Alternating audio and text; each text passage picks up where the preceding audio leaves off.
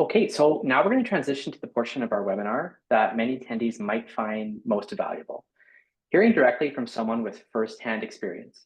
So we're pleased to introduce Reeve Josh Bishop, who currently serves as the Reeve for the County of Wetaskiwin. Reeve Bishop serves as the Reeve of the County of Wetaskiwin, bringing a strong commitment to community, agriculture, and rural development. Elected by his fellow councillors, Reeve Bishop plays a vital leadership role in shaping the county's policies and advocating for residents across the region. Rooted in a deep understanding of rural issues, Reeve Bishop has been an active voice on council, focused on improving infrastructure, supporting the local industry, and ensuring transparent, accountable governance. With a background in small business and experience on volunteer boards, he brings both practical insights and collaborative approach to his municipal leadership. So for the next few minutes, Reeve Bishop will share some of his experiences and answer your questions. And I'll remind you that you can pop those questions, and we encourage you to do so in the Q&A with using the Q&A button at the bottom of your screen. If you don't see it, look for the three little dots and click that, and the Q&A button will be there. So please pop in your questions. So to start, Reeve Bishop, thanks for joining us today. Maybe tell us a little bit about your community and why you ran for council. All right. Good evening. Thanks for having me on here. I'm very pleased to speak about my community. I'm very proud to be from the County of Wetaskiwin and grew up there, but mostly in the urban area. And then after done school, we went and lived in Edmonton for a little bit. Then we moved back. My wife was from there. She always lived rural, and so that's where we ended up. And I just love living in the county. It's a great lifestyle, and one of the reasons why I ran, I guess, is just I wanted to make sure that we are still able to keep that consistent level of country living. I'm concerned about the fiscal responsibility and making sure our taxes don't go up was a big priority for me, and just making sure that we're sustainable. I didn't know very much before I got in there, but once I got in, I got opened my eyes up to what actually has been going on, and maybe some things weren't as bad as what you thought before you went in, but some things maybe were worse than you thought. But it's just there's so much, and it's so big that there's no way to really know what you're all getting into until you see it firsthand. Yeah, it's great. Like we heard that in our survey that it's quite a bit of information overload at the front end of it, but you learn as you go, and you lean on your support networks to internally within the municipality and then your council colleagues. So maybe what do you find the most rewarding part about serving on council? I think just the relationships that you get to know everybody. Like for me in my division, we elect based on a division, so I actually live in the very far corner of my division. So I mostly knew people from the other divisions, which didn't end up electing me. But I got to know people from the far ends of my division as well as the whole county, obviously. But I think getting to know what the needs of the community are, the only way to find that out, if these are people that you regularly interacted with, was to go around and talk to them all. And so anybody that wanted to meet, or this still to this day, if they want to meet and have a conversation, I'm more than willing to do that. And I think you just need to invest the time to hear what people have to say, and that's the only way that you're going to really know what, because I mean, my division alone, it takes you 15-20 minutes to drive across, and that's not a big one for rural, but so there's people quite a ways away from me. Yeah, definitely. That was one of the barriers that was kind of pointed out, or one of the challenges that was pointed out to us from the survey versus like the rural counties and larger urban municipalities, is sort of that breadth of space between everyone and how to connect. So thinking back to the first time that you ran, what did you find was the most effective way to connect with people and kind of get a general idea of what the folks in Wetaskiwin wanted to see their city council do? Any tips So and tricks for campaigns? I didn't spend any time in the city. Remember, I'm from the county. Yeah. So I was driving the gravel roads, going to people's houses and having conversations with them as best you can. It's hard to track everybody down at the same time, and you're driving a lot of miles in between residences. But getting out to the doors was the best way to get known, for one thing, and also to hear what people have to say. I mentioned, or you guys mentioned that you want to have some ideas of your top priorities and stuff. But one thing you'll find is that some people just want to talk. And so if you let them lead a lot of the conversation, and then you can sort of tie into that. Yes, I agree with that. Here's some of the things that I've been seeing. But give them the opportunity to tell you what they want, because at the end of the day, you have to do what the majority of people are looking for. Otherwise, they're not going to elect you the second time. Yeah. We have a question from the audience, which I think is also related to campaigns. So we'll stay on that track for now.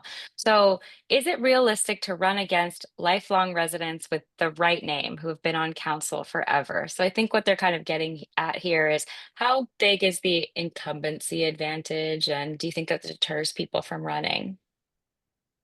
I would suggest just you don't know until you try. It really depends on the individual. It depends on the times. Depends on what's going on, even other factors like our election that just happened. There's going to be a lot of people that are looking for change, whether it's right or wrong, right? They're looking for change, and you might actually have a good chance against somebody who's done literally nothing wrong, but people just want that change. So sometimes other trends in the political sphere can help you, and it's not going to just be your name versus the other name. They're going to look at your ideas as well. Like for myself, I ran against the incumbent. I was a relatively unknown at the time, but it was a lot to do with the winds of change at the time when I ran. So that helped me out a lot. And then I learned and listened to what people were looking for, and I complemented that with some of my ideas that aligned with theirs, and I just went from there. But the incumbent that I ended up beating had, I think his father was a couple councillors previous, so that the name was well known in the Yeah. community. And this was the second generation also being in the councillor, and I managed to pull it off. But I didn't really think I had a chance until I started going around and talking to people, and thought, you know what, they actually will give me a chance if I keep going. Yeah, I like that. It's great. That's great advice. You won't know until you try. So maybe we'll talk about, once you get elected, yeah, you have to balance your personal life with your personal life and responsibilities with the council responsibilities. So maybe kind of a two-parter. Did you have any conversations with your spouse or your family, your friends prior to running for running in the election, to kind of talk about the commitment that would be required? And then maybe like once you were elected and now, like how do you balance your personal responsibilities, whether it be employment or family or personal life with the job of being a Reeve? For sure. So being a Reeve is obviously going to be a lot more intensive than just counselor. It's the same as mayor. You're going to have a lot more responsibilities. But for the start of your question, talking with your family is very important, especially if you have kids in school, as I did when I started.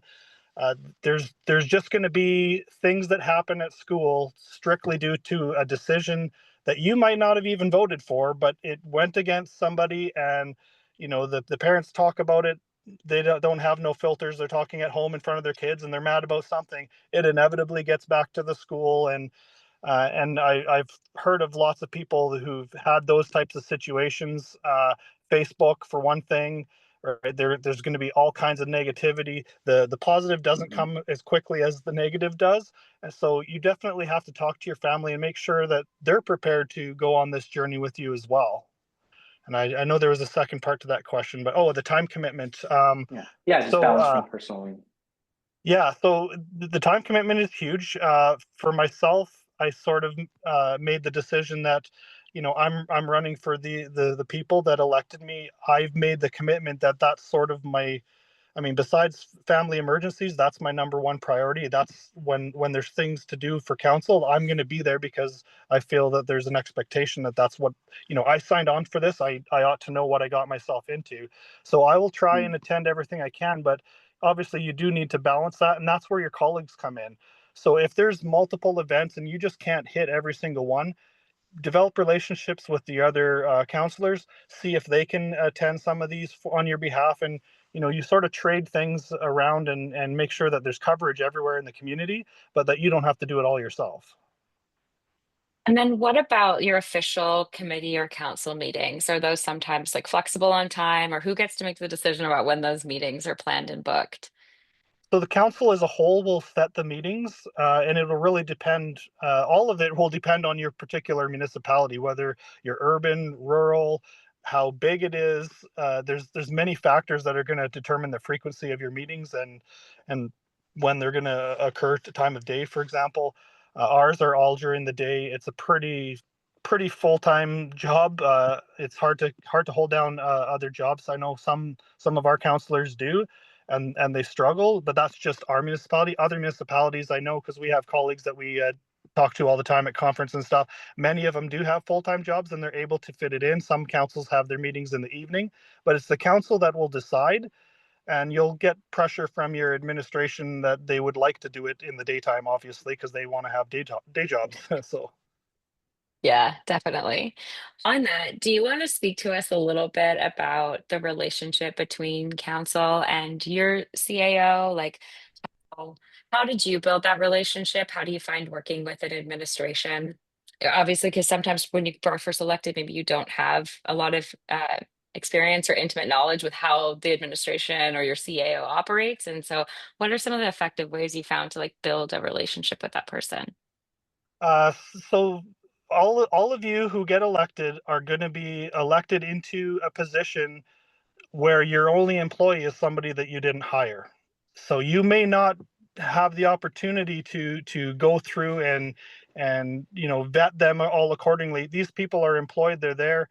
Unless you want to go through a real ugly thing of trying to terminate somebody, it's your responsibility to make sure that you get to know them, understand your role. That will be the biggest thing. And if your CAO is a decent CAO and they understand their role fully, then they'll help you out explaining what's your job, what's Mhm. their job. And if everybody kind of stays in their lane, you'll get along famously.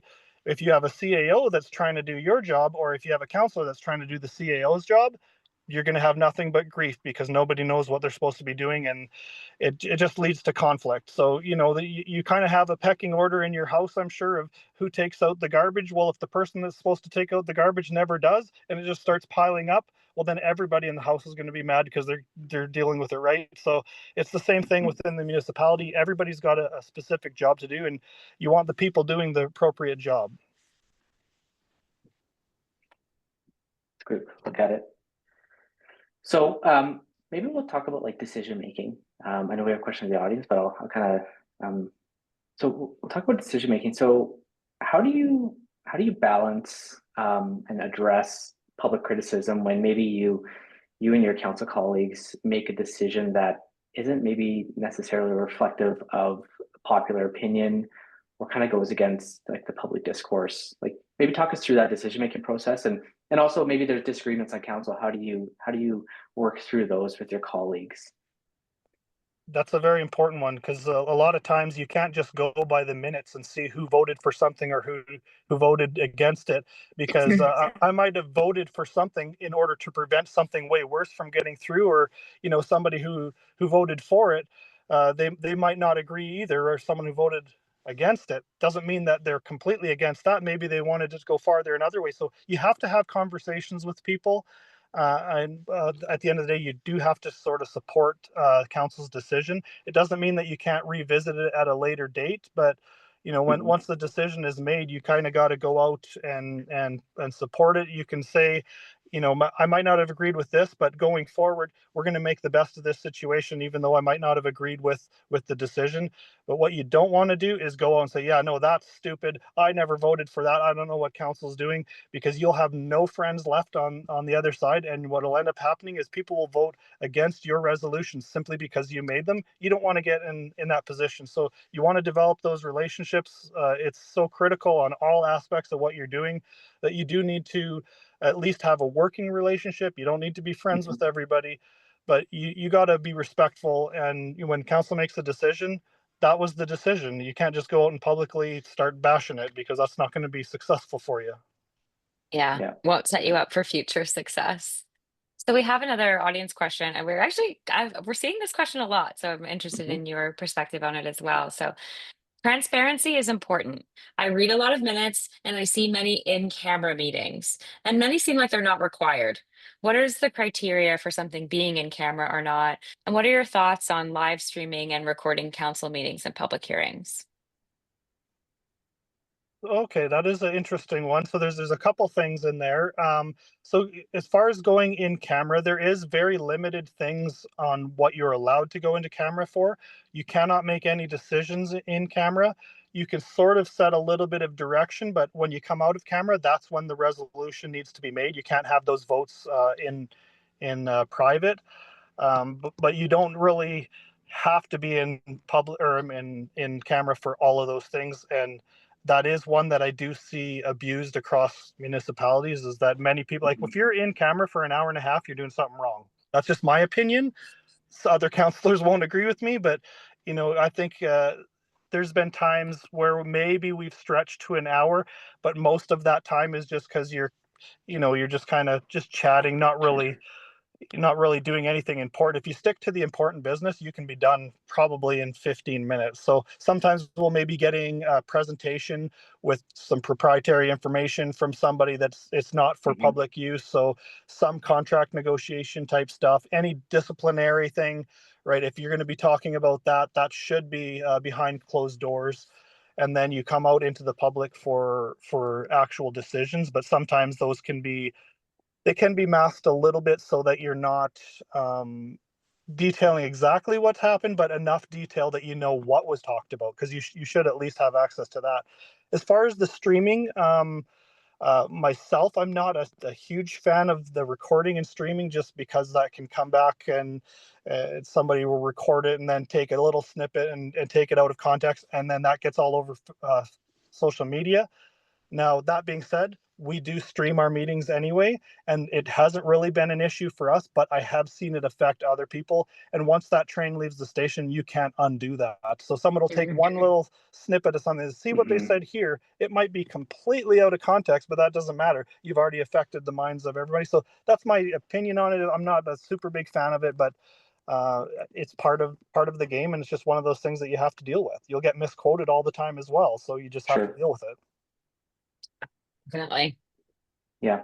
And just going back to that in camera thing, we actually had like Julie mentioned, it's come up a couple times through these webinars, and one counselor that we interviewed summed it up and said, like, you go in camera for land, labor, and legal, and that's an interesting way to think about it, and kind of the 3 L's, and provides a little bit of a lens as to, like you said, if there's a legal contract or land or like disciplinary actions.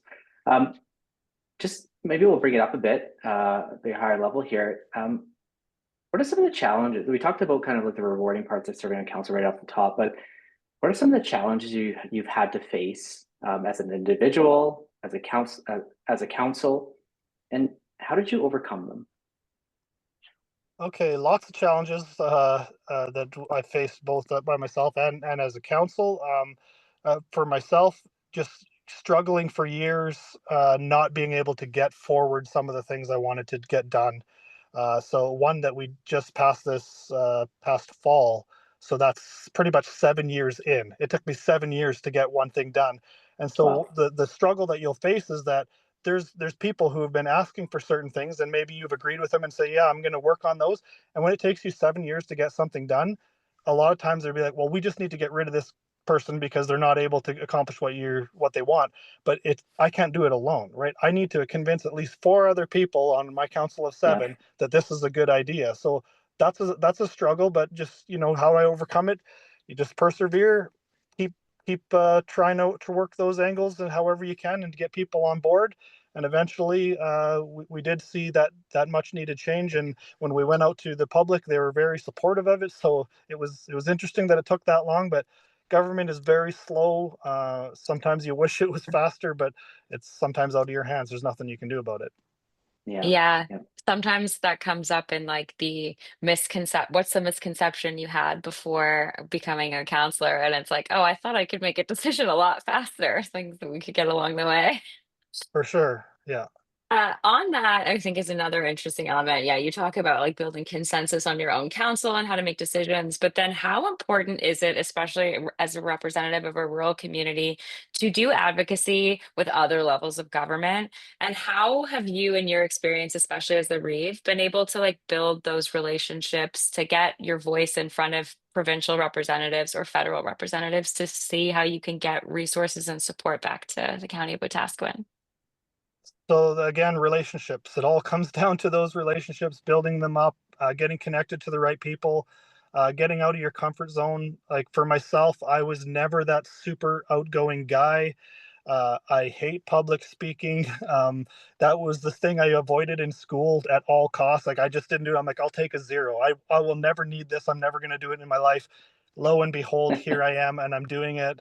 I've And had to develop those skills, and talking with our other ministries in our provincial government and a little bit towards the federal, doing that advocacy, it's very important, and that's developed over time. I was no good at it the whole first term. I'd say is you're learning so much, like to even know the names of who all these people are, and getting behind those closed doors to have some meetings with them, very difficult. You stumble over your words at first, but over time you really develop into quite an asset for the municipality. And once you're able to speak positively and know what you're talking about, that's the other thing. Like you need to be able to speak intelligently. They don't have a lot of time for you, so you got to keep their attention. Like if you're sitting with a minister and telling them what your issue is, you better know what your ask is, and you better know mhm, what the details of it and fully understand that. And that's where your administration can come in to properly brief you and get you up to speed. Well, that's great advice. yeah, maybe we'll continue that line around like we'll take it in terms of like skills development. So throughout these webinars, we've heard and seen some comments and questions around like the worry or the angst or like anxiety around kind of not knowing what skills you need to be an effective counselor, and maybe knowing them but not having them. So think about like when you're first elected, typically one of the major decisions that happens shortly after is, like you said, a budget. um, so that financial acumen or kind of understanding the land use planning process, like maybe talk through when you were first elected, or share your experience when you were first elected. Like how did you kind of overcome that like skills development for those more um, like financial acumen pieces, and maybe what resources are out there for folks who are kind of concerned about that. So they'll provide all the training you need, a lot of it in-house, and then there's other courses that you can take that are put on. We actually have in partnership with Alberta municipalities and rural municipalities of Alberta, EOEP it's called, Elected Officials Education Program. And those are I think it's Augustana approved course, and you get a certificate at the end of it once you've completed enough of them. But it's a full-on education, and you'll develop the skills that you need. And as far as starting out, like right away, you're going to be thrown into the thick of it. The biggest skill you have to be able to do is read, because you'll be doing Mm, a ton of it. So as long as you're going to be prepared to put in the time, do the reading, that's what will surprise you the most, especially off the start. Is there's a whole bunch of acronyms and stuff. You're going to have to look them all up because you won't know what they mean. But don't be afraid to slow the administration down or the other counselors. Say you just put your hand up, like you can call a point of order, like, can I get some, or point of information? I need to know what that means, because if you're going so fast because everybody else maybe knows what's going on and you don't just sit there quietly and hope that mhm, you catch up. Everyone will have lots of patience with you to ask the questions you need to know, because we want to make decisions that are educated and not just being thrown into it and have to make a decision. Well, if you don't know, you don't know. So ask the yeah, question. Yeah. And I think like we've also heard, relying on your other counselors and the people that have the experience there are going to be able to help you kind of say like, this is how I learned how to read reports quickly, or this is how we've dealt with budgets in the past, like tapping into to everyone there that's available to help. I think can be really beneficial. Can you explain for us kind of the difference between in your council context, the difference between being a counselor and how and a Reeve, and how that process is determined, and sort of like why did you want to be the Reeve, and what are some of the differences in those two positions? Okay, so for our situation, we elect the Reeve from amongst the councillors. So everybody gets elected as a councillor, and then on your first organizational meeting, the councillors will determine who is going to be the head of council. And really, it comes with some extra responsibilities, but no more authority. You still only have one vote at the table, so that part of it doesn't change. You'll get signing authority, and basically you get to run the meeting and speak to the media and be the official spokesperson. Um, I'm not sure why. I guess in all of my life, all the things I do, uh, often get put back to the point of I'm just a sucker for punishment. I guess every time something comes up, I take it on. I'm not afraid to do that. So I felt compelled by my fellow counselors. Uh, Really, in my second year, they started. Well, I guess that's when I became deputy Reeve, but they recognized that I was, I guess, a student in learning. I picked things up very quickly. I was always prepared and reading my stuff, so I had support from the council that they wanted me to lead them, and I would really have to put a shout out to the Reeve that I started under. That's Kathy Roykers. She was the Reeve at the time, and she's been nothing but an immense help to me. I would not be where I am without her help and guidance. So she sort of stepped back. She had already done it for a number of years, and she stepped back a bit and has been helping me along the way. And I still, to this day, still talk to her and get some advice from Yeah. her from time to time. So Amazing. yeah, it's like getting the support of your colleagues, learning from them. They're critical steps in advancing. Yeah. And that's just a testament to how you build those relationships and that sometimes they are lasting, you know? And you'll start with a work relationship and then you'll have one for years to come. Okay, so I think that takes us all the way to the end, and we want to thank you, Reeve Bishop, for joining us. And not everybody gets the opportunity to kind of speak one on one or ask questions with someone with your level of experience if they're thinking about running. So we really appreciate it. But we do want to give you the last note. So do you have any last minute piece of advice or something that you want to share for people who are thinking about running? Anything that one pitch you maybe want to give them? Sure. My advice to you is, the only way to know what it's going to be like is to contact your local counselors or the administration there. Your agendas are probably easily accessible on a website. Start right now, as if you're going to keep your job or whatever you want to do. Start reading those agendas and actually find out how much time it's going to be. Keep in mind that this is only one small part. The actual council meeting and the agendas for that is one small part of the job, but you should at least have an understanding of how much time that's going to take. So attend a couple meetings, read the agendas, and ask yourself, if I was sitting on council right now while this is going on, am I fully prepared to make these decisions? And if not, what questions would I ask? What else do I need to find out?